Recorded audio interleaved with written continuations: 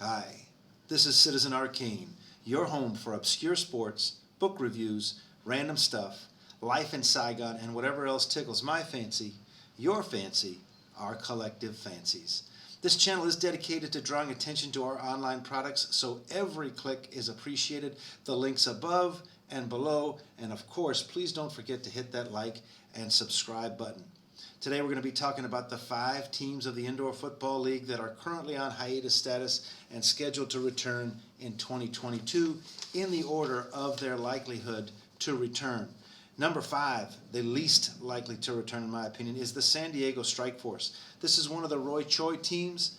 I feel like he is primarily an investor and not a fan. Therefore, my gut tells me he wants to dump these teams. Now, San Diego has lost the Chargers of the NFL. They lost the fleet of the Alliance of American Football and have no NBA franchise. For hockey, they have the Gulls of the AHL, and they do draw fairly well from what I'm told. But my prediction is that they don't find a buyer and they never come back. They are just gone. Number 4 on my list is the Cedar Rapids River Kings. That's hard to say, to be honest with you. And it's another Roy Choi team.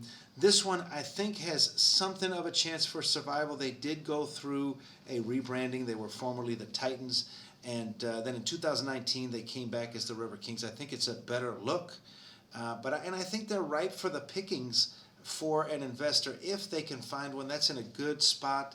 Their travel costs are minimized by other close-by teams. So ultimately, I think there's a better chance that they survive than the Strike Force. Number 3 is the Oakland Panthers. This one also is a Roy Choi team, but it is a little bit more complex. Marshawn Lynch is part owner of this group, and he has strong ties to Oakland. He also owns part of the Beasts of the fan-controlled football league, which had sort of a soft start with the Salt Lake Screaming Eagles, and now has Johnny Manziel playing for the Zappers, apparently. And apparently there's going to be some sort of ownership deal with that as well, I'm sure. But I think the Panthers are sort of 50-50. I would lean towards them coming back again because I think Marshawn Lynch has the money and is a fan as well as a business person. Number 2, I think that the Quad City Steamwheelers have a very good chance of coming back.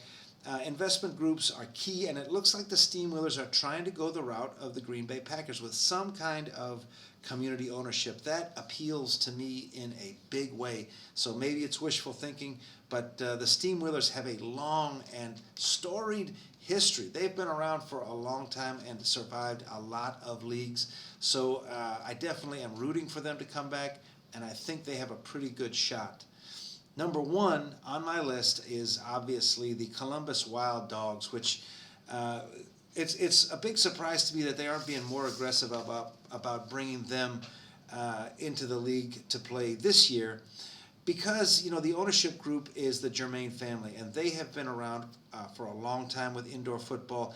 They were partial owners of the Columbus Destroyers of AFL3. They own the Frisco Fighters in Texas, which will be playing this year. And they are just a very strong ownership group. We will have to do a video about Columbus and second-tier football. They, like Birmingham, seem to be one of those markets that everyone thinks is overlooked. They had the Thunderbolts in 1991 and the Ohio Glory of the World League of American Football and other teams as well. Thank you so much for your time. Please do like and subscribe.